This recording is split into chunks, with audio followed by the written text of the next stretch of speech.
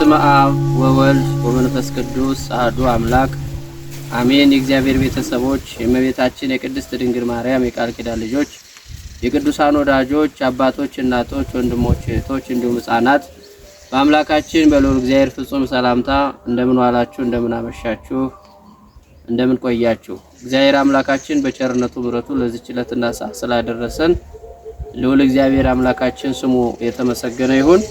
እንደ አምላካችን እንደ እግዚአብሔር መልካም ፈቃድ ዛሬ የመጀመሪያው የአብይ ጾም መጀመሪያ መግቢያ ነው። ይሄውም ደግሞ ቅዱስ ያሬድ ሊቁ ቅዱስ ያሬድ የኢትዮጵያ ኦርቶዶክስ ተዋሕዶ ቤተክርስቲያን ሊቅ የቤተክርስቲያናችን አባት ዘወረደ በሚል ሰይሞታል። ይሄንን ሳምንት የተወደዳችሁ የእግዚአብሔር ቤተሰቦች ወደ ትምህርቱ ከመግባታችን አስቀድሞ ቪዲዮውን ላይክ፣ ሼር፣ ኮፒ ሊንክ እንድታደርጉና ቤተ ቅዱስ ላሊበላ ሚዲያ አዲስ የሆናችሁ ደግሞ ሰብስክራይብ በማድረግ ለሌሎችም በማስተላለፍ ሌሎችም ሰብስክራይብ፣ ሼር፣ ኮፒ ሊንክ እንዲያደርጉና ቪዲዮውን እንዲከታተሉ እንዲማሩ ታደርጉ ዘንድ ሁላችሁም በዚሁ አጋጣሚ መልእክቴን አስተላልፋለሁ። እግዚአብሔር ከሁላችን ጋር ይሁን።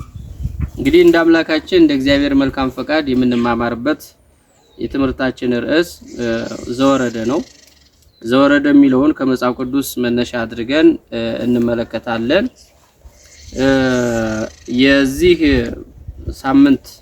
ሳምንት መነሻ ቃል ቅዱስ ያሬድ እንዳስቀመጠልን በዚህ በዮሐንስ ወንጌል ምዕራፍ 3 ከቁጥር 12 ጀምሮ ስንመለከት ከሰማይ ከወረደው በቀር ወደ ሰማይ የወጣ የለም ይላል።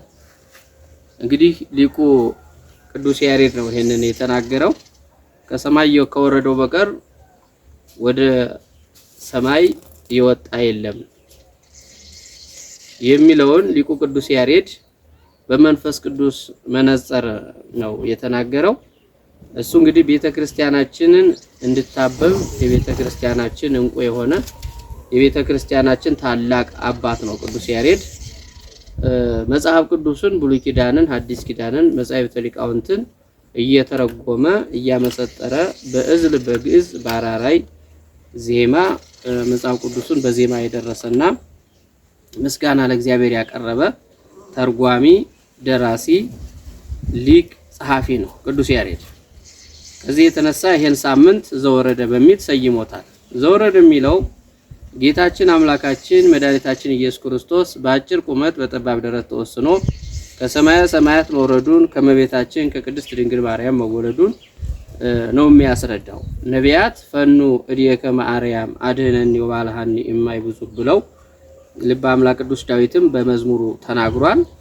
እንዲሁም ደግሞ ነብየ እግዚአብሔር ኢሳይያስ የዘመኑ ፍጻሜ በደረሰ ጊዜ ጌታ ራሱ ምልክት ይሰጣችኋል፣ እነሆ ድንግል ትጸንሳለች፣ ወንድ ልጅም ትወልዳለች፣ ስሙንም አማኑኤል ብላ ትጠራዋለች ብሎ ነብዩ ኢሳይያስ አስቀድሞ ተናግሯል። በዚሁ በትንቢተ ኢሳይያስ ምዕራፍ 9 ቁጥር 6 ላይ ሕፃን ተወልዶልናል፣ ወንድ ልጅም ተሰጥቶናል፣ አለቅነትም በጫንቃው ላይ ይሆናል፣ ስሙም ድንቅ መካር፣ ኃያል አምላክ፣ የዘላለም አባት፣ የሰላም አለቃ ተብሎ ይጠራል ብሎ ስለ ሕፃኑ ስለ ኢየሱስ ክርስቶስ መወለድና ከሰማይ መውረድ ነብዩ ኢሳይያስ ተናግሯል ማለት ነው። ሌሎችንም መጥቀስ እንችላለን እና ጌታችን ኢየሱስ ክርስቶስ በዚሁ በዮሐንስ ወንጌል ምዕራፍ 3 ከቁጥር 10 ላይ ስንመለከት ኢየሱስ መልሶ እንዲህ አለ ይላል። እንዲህ አለ፣ አንተ የእስራኤል መምህር ስትሆን ይህንን አታውቅምን አለው። እውነት እውነት እልሃለሁ የምናውቀውን እንናገራለን፣ ያየነውንም እንመሰክራለን፣ ምስክርነታችንንም አትቀበሉም። ስለ ምድራዊ ነገር ብነግራችሁ ስለ ምድራዊ ነገር ብነግራችሁ ካላመናችሁ፣ ስለ ሰማዩ ነገር ብነግራችሁ እንዴት ታምናላችሁ? ከሰማይ ከወረደው በቀር ወደ ሰማይ የወጣ የለም፣ እርሱም በሰማይ የሚኖረው የሰው ልጅ ነው ብሎ ከመቤታችን ከቅድስት ድንግል ማርያም መወለዱን ከስጋዋ ስጋን ከነፍሷ ነፍስን መንሳቱን ተናግሯል። ይህን ጥያቄ እንግዲህ እንዲመልስ የቻለው የእስራኤል መምህር የሆነው ኒቆዲሞስ የተባለ የማታ ተማሪ እየመጣ በጌታችን ኢየሱስ ክርስቶስ እግር አጠገብ ይማር ነበር እና ስለ ኢየሱስ ክርስቶስ አምላክነትና ጌትነት ስለሚያደርጋቸው መልካም ነገሮች ሁሉ እየተደነቀ በእውነቱ ካንተ በቀር ይሄን ታምር የሚሰራ የለም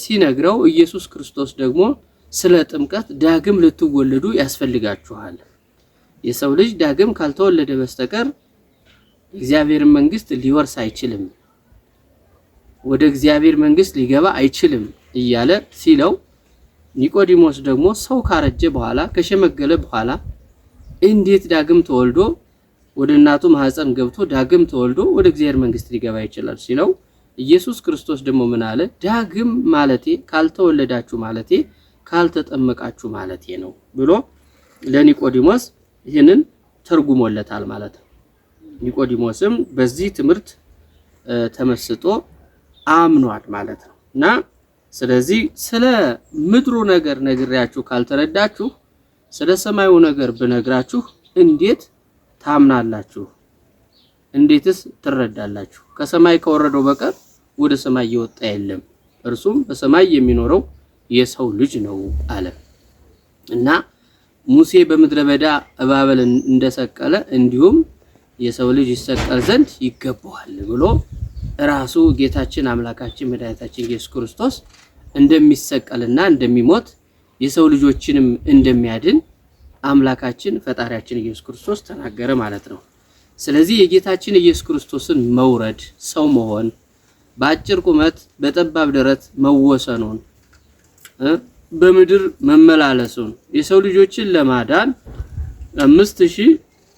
5500 ዘመን ሲፈጸም ከመቤታችን ከቅድስት ድንግል ማርያም መወለዱን ነው የሚነግረን በዚሁ በሉቃስ ወንጌል በምዕራፍ 1 ቁጥር 26 ላይ የእግዚአብሔር መልአክ መቤታችን ድንግል ማርያምን እንዳበሰራት ይነግረናል ቅዱስ ገብርኤል እንዳበሰራት አንቺ ከሴቶች መካከል ተለይተሽ የተባረክሽ ነሽ የማህፀንሽም ፍሬ የተባረከ ነው እነሆ ትጸንሻለሽ ወንድ ልጅም ትወልጃለሽ ስሙንም ኢየሱስ ትይዋለሽ ብሎ የእግዚአብሔር መልአክ ቅዱስ ገብርኤል ነግሯታል መዝሙረኛው ቅዱስ ዳዊት ናሆ ሰማይናሁ በኤፍራታ ብሎ እነሆ በኤፍራታ ሰማነው በዱርም አገኘነው ኤፍራታ የተባለችው ያቺ ቤተልሔም እንደሆነች ጌታችን ኢየሱስ ክርስቶስ የተወለደባት ቤተልሔም እንደሆነች ቅዱስ መጽሐፋችን ይነግረናል ከዚህ ጋር ተያይዞ ነው እንግዲህ ቅዱስ ያሬድ ዘወረደ ብሎ የጌታችን ኢየሱስ ክርስቶስን ከሰማይ ሰማይ መውረድ ከመቤታችን ከቅድስት ድንግል ማርያም መወለድን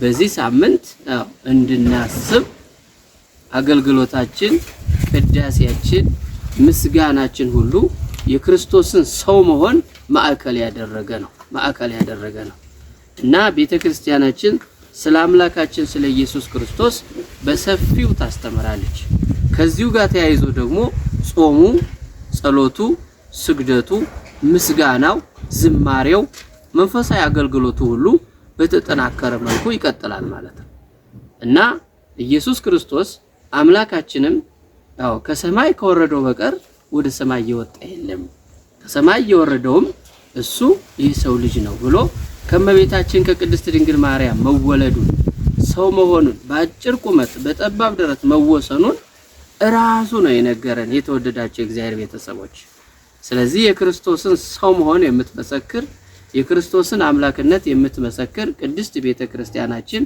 ዛሬም ስለርሱ አምላክነትና ጌትነት በሰፊው ታስተምራለች ትመክራለች ማለት ነው ታስረዳለች ትተረጉማለች ታመሰጥራለችና በዚህ በጾም የክርስቶስን ሰው መሆን እንመሰክራለን በጾም ውስጥ ብዙ በረከቶችን ብዙ ጸጋዎችን ብዙ ክብሮችን እናገኛለን ማለት ነው ይሄንን ለማግኘት የመጀመሪያው በጾም በጸሎት ራሳችንን መቀደስ ነው በጾም በጸሎት ራሳችንን መቀደስ ነው ጾም ጸሎት ይቀድሳል ከኃጢያት አረንቋ ያወጣል የጽድቅ አክሊል የጽድቅ ካባ እንድንጎናጸፍ ጠላታችን ዲያብሎስን ድል እንድናደርገው ያደርጋል ጾም ጸሎት ለራስ ጭምር ነው ለሌሎቹ ብቻ አይደለም የመጀመሪያው ለራስ ነው አንድ ሰው መጀመሪያ ራሱ ሳያድል ሌላው ማደል አይችልም ስለዚህ የመጀመሪያው ራሳችንን እናድናለን ሁለተኛው ለቤተሰቦቻችን ተርፋለን። ሶስተኛው ለሀገራችን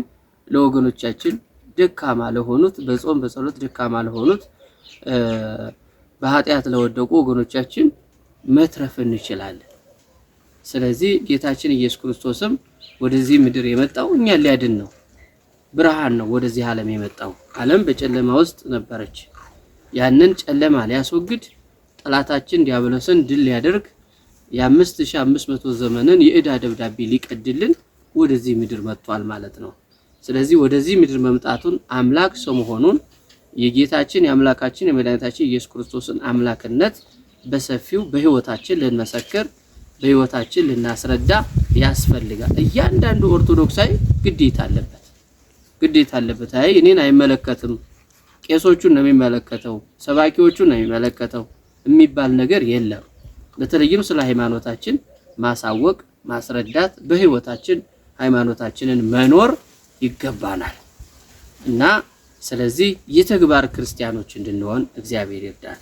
ሃይማኖትን በተግባር እንድንኖር ማለት ነው። ሐዋርያው ቅዱስ ያዕቆብም እንደነገረን በመልእክቱ ምዕራፍ 2 ቁጥር 20 ላይ ሃይማኖት ከምግባር ጋር አስተባብረን ልንይዝ ነግሮናል። ምግባር ያለ ሃይማኖት፣ ሃይማኖት ያለ ምግባር የሞተ እንደሆነ ተናግሯል። መሰረት የሌለው ቤት እንደሚፈርስ ሁሉ መሰረት የሌለው ቤት እንደሚናድ ሁሉ ምግባር የሌለው ሃይማኖትም እንደዚሁ ነው። ስለዚህ ሃይማኖትን ምግባር የምንለው ጾም፣ ጸሎት፣ ስግደት፣ ምጽዋት፣ በጎ ስራ፣ ይቅርታ፣ ፍቅር፣ ትሕትና ነው። ይሄንን ማድረግ ይኖርብናል። በጾም ወቅት ፈተናም ሊኖር ይችላል። ሐዋርያው ያዕቆብ በመልእክቱ ምዕራፍ 1 ቁጥር 12 ላይ በፈተና የሚጸና ሰው እርሱ የተባረከ ነው ይላል። ስለዚህ ፈተና ይመጣ ዘንድ ግድ ነው። ጌታችን ኢየሱስ ክርስቶስ በጾም ወቅት በጠላት በዲያብሎስ እንደተፈተነው ሁሉ እኛም በልዩ ልዩ ፈተናዎች ልንፈተን እንችላለን። ፈተናውን ደግሞ ሲያመጣው የምንችለውን ነው አቅማችን የሚፈቅደውን ነው እንጂ ያለ አቅማችን እግዚአብሔር የማንወጣውን ክብር የማናገኝበትን ፈተና አያመጣም። እግዚአብሔርን አምላካችንን ፈተናው ሲመጣ ማመስገን ነው የሚኖርብን እንጂ ማማረር የለብንምና ዘወረደ በሚል ቅዱስ ያሬድ እንደነገረን ስለዚህ ሁላችንም የክርስቶስን ሰው መሆን ከሰማየ ሰማያት መውረዱን ከመቤታችን ከቅድስት ድንግል ማርያም መወለዱን ከሶስቱ አካል አንዱ አካል ከሶስቱ ቅዱስ አንዱ ቅዱስ እሱ በስጋ ማርያም አድሮ በምድር መገለጹን ለዓለም መመስከር አለብን፣ መግለጽ አለብን። እኛም አምላካችንን አምነን በህይወት በኑሮ በስራ በልዩ ልዩ መንፈሳዊ አገልግሎት ሃይማኖታችንን እየመሰከረንና እየገለጽን እንድንኖር አምላካችን ልዑል እግዚአብሔር በቸርነቱ በምሕረቱ ይርዳን።